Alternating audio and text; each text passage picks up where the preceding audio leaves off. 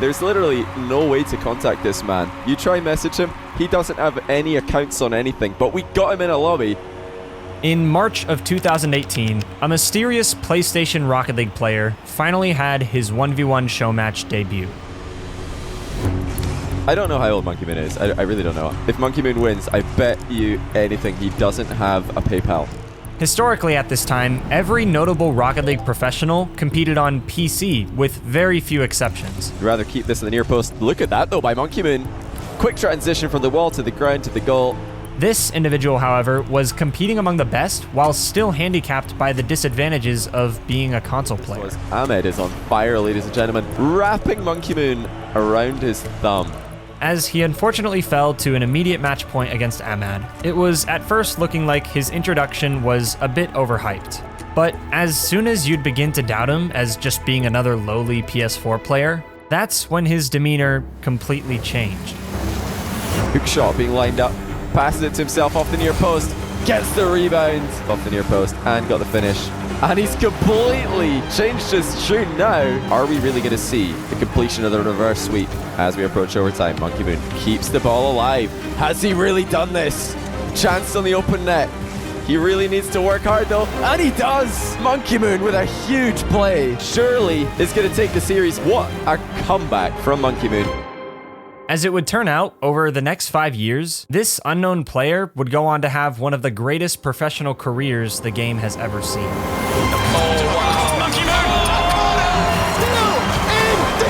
Two-time world champion. From a PS4 player to the greatest of all time, this is the fascinating story of MonkeyMoon.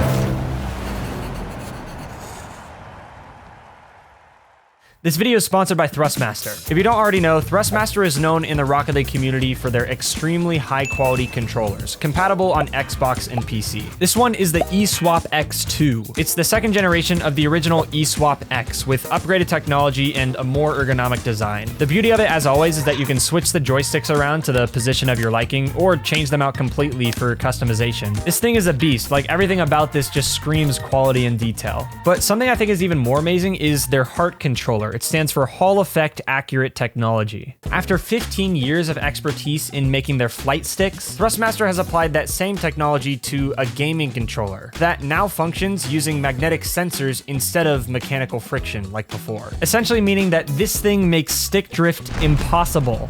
That is seriously amazing. I can't tell you how many controllers I've thrown out because of stick drift. And of course, you can expect amazing precision with this new technology as well. And by the way, they make these same sticks for the eSwap X2 if you want the best of both worlds. If any of this sounds cool to you, click that link in the description to check it out. Thanks again to Thrustmaster for sponsoring the video.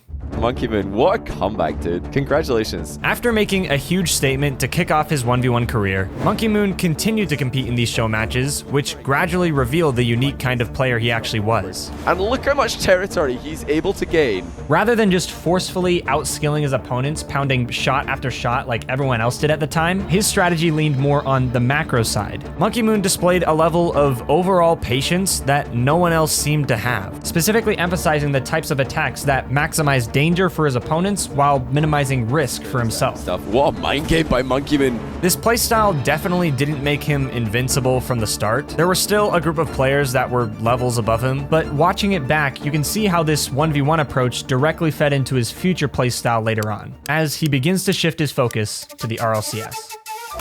In 2019, less than a year after finally making the switch to PC, MonkeyMoon gave his shot at becoming a true professional Rocket League player, more specifically in the RLRS. For those that don't know, the Rocket League Rival Series was basically the minor leagues of the RLCS, where the best teams from here feed into the RLCS. But to even get to the Rival Series in the first place, you have to go through a brutal open qualifier and fight through thousands of other teams for only 4 open spots. Fortunately for MonkeyMoon, in Season 7, after an incredible lower bracket run, he and his team managed to snag one of those 4 spots to officially qualify for the RLRS, where unfortunately they played horrible.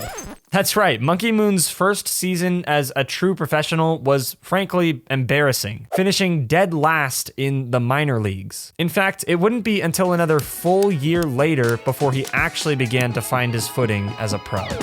Could it be enough? No, it looks like Ixo's going to be there, but MonkeyMoon's going to carry. Oh, MonkeyMoon's going to carry it through! In Season 9 of the Rival Series, now representing Team BDS with completely new teammates, MonkeyMoon and his team suddenly looked completely different. Dotted lines and in the back of the goal. Although they weren't facing the highest competition out there, still being in the minor leagues, they were trampling through every team in their way. Once they found their rhythm after week 2, no one could get more than a single game off of them. They won 8 series straight to finish the league in first place, giving themselves a very promising look heading into the next season. Ladies and gentlemen, welcome back to the Rocket League Championship Series Season X. Yesterday, we got to see our first glimpse at this brand new format, all the exciting Rocket League. The barriers of to entry, it has been destroyed with this new format. So we're seeing these teams that are itching to prove themselves get chance after chance.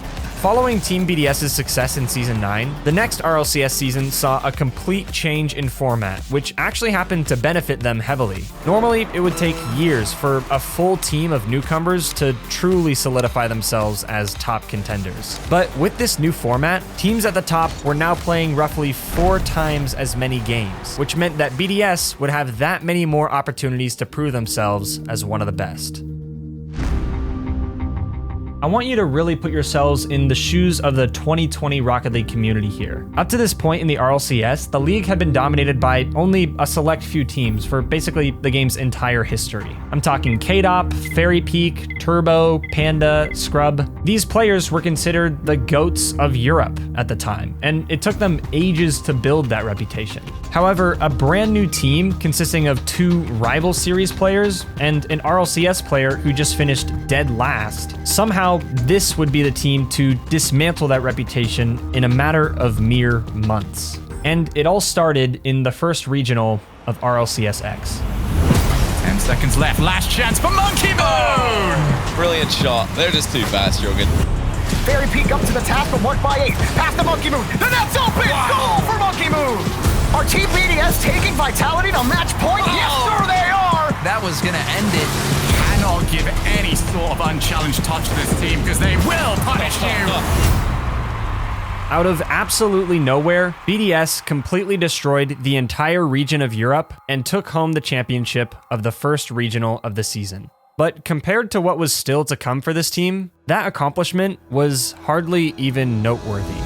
This is a bit hopeful there from Farah, and that now leaves MonkeyMoon available. My goodness. Team BDS continued throughout the entire season, winning nearly every event that took place. They led Europe in just about every positive statistic you could measure, tallying up title after title and further expanding their lead above the entire rest of the region. It doesn't look like this one's going to go on for too much longer. I think we have got this. No way. No way! Oh my days! BDS's reputation by the end was so rock solid that when they didn't take first in the championship, it was actually a complete shocker.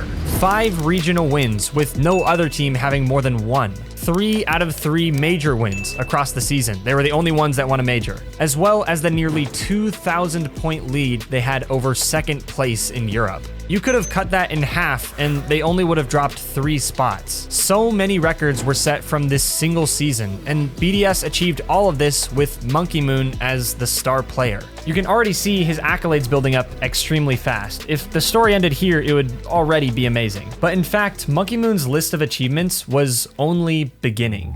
After 2 years of playing online and in our houses, we are finally playing in person. Even though Team BDS had accomplished things that no one previously thought was possible, they still had more to prove. Every one of their achievements were all online up to this point, simply because there weren't any international events even happening. But once worldwide competition was back in December of 2021, their long-awaited moment had finally arrived. Not ready to go away just yet. BDS where it's just one big clear, nobody's there for a response, and the boost!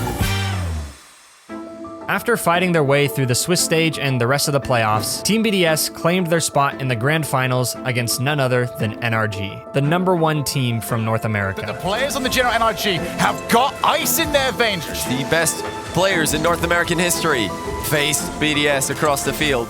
The fact that the grand finals worked out to be these two teams specifically was actually perfect. It was a huge debate during RLCS X about whether Team BDS or NRG were the true best team in the world, because they were each #1 from their regions. So after waiting for so long, that answer was finally being revealed.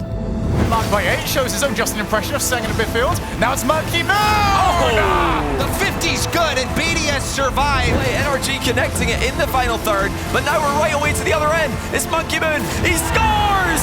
Just like that. I'm gonna be kind enough to him. Oh my. That play down expertly timed from Extra. Drops down. What? Whoa! Show me a better pass! You're not gonna find one! Although both sides had their highlights, BDS proved to be the better team in the end. And for the first time, MonkeyMoon was now an international major champion. From here, he would soon be unanimously voted by a panel to be the best player in the world. It was indisputable now that MonkeyMoon had changed the game and was defining the meta as we speak. However, it was also at this point that BDS would suddenly lose most of their firepower.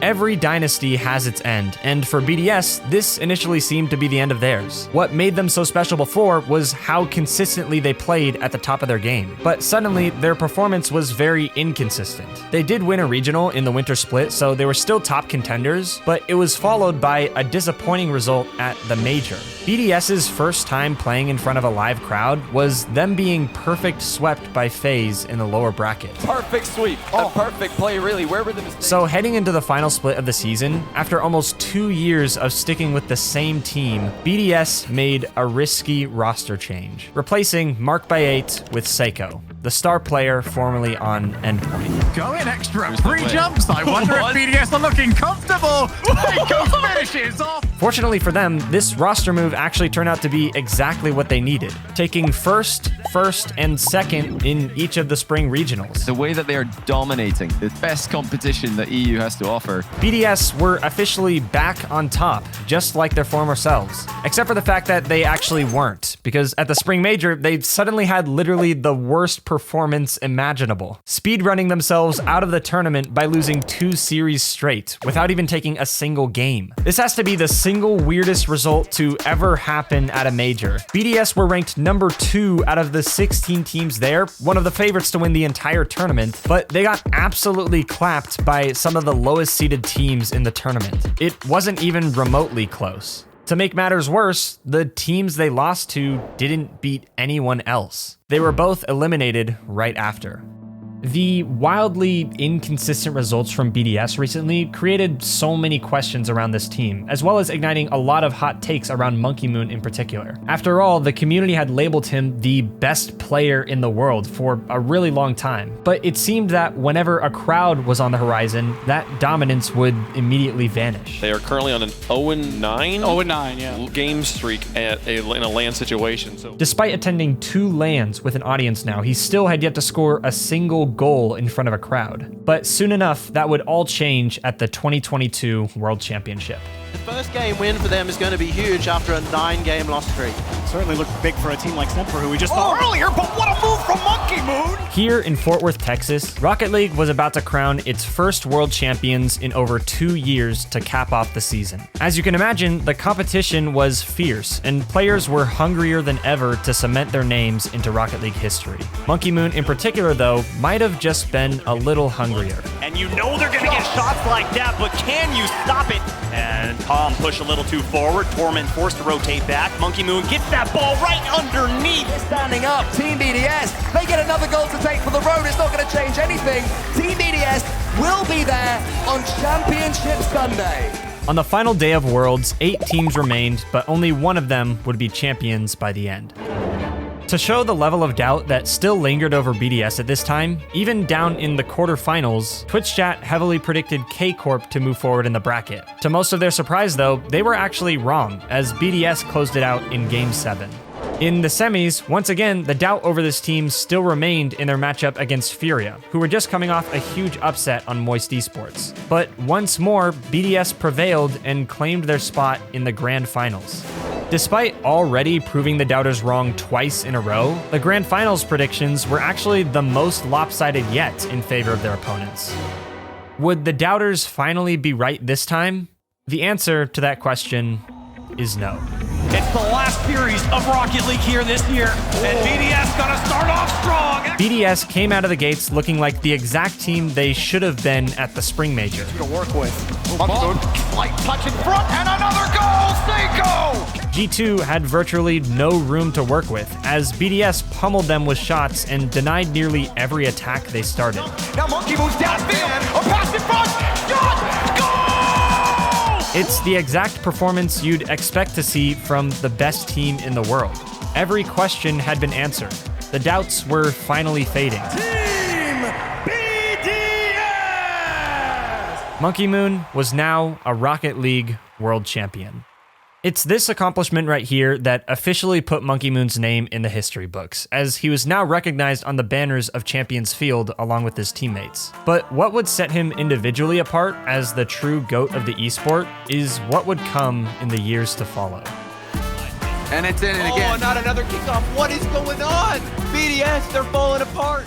Unfortunately, after his World Championship win, MonkeyMoon's time at the top would once again be quickly cut short. In fact, immediately after Worlds, he'd suddenly drop to a position where you'd question if his career was just over. Heading into 2023, the meta seemed to begin shifting toward creative, flashy mechanics, which MonkeyMoon had never been known for in his career. It seemed more and more like the meta was just moving on without him, just like it has for so many other big names in the past. Team BDS's results continued to get worse and worse, to the point where they were barely hanging on to the top 8 in Europe.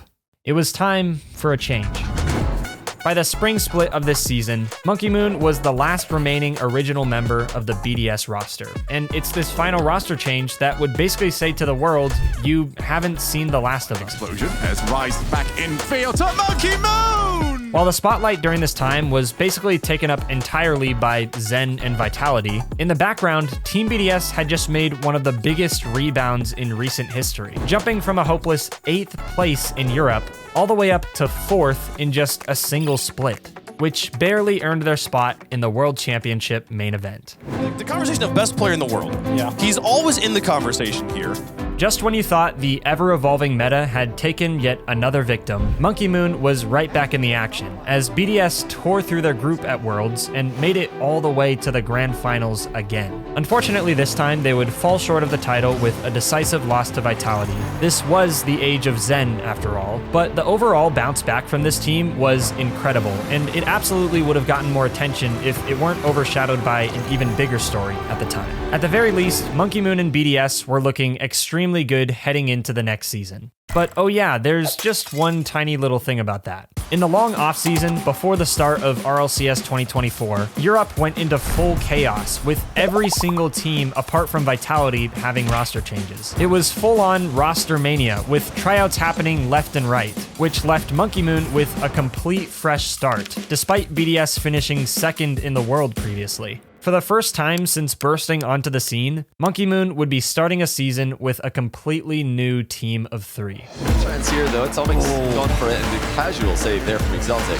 Get the ball clear, another pitch on target, they went for that one, that's in, what a goal! The start of the 2024 season for BDS was definitely decent by most standards, but left a lot to be desired, as they struggled to actually win any events. This is a true test of grit, determination, and a huge whiff! As with many new teams, it takes a while to truly find your rhythm and play the game that you want. And for BDS, it actually wouldn't be until nearly the end of the season before they finally found theirs. But once they did, they were brilliant. Wake in defense. MonkeyMoon gets the flip reset, wants one more, but it's his way. It's like throwing a dart. The majority of Europe wanted them to fail, but they said no.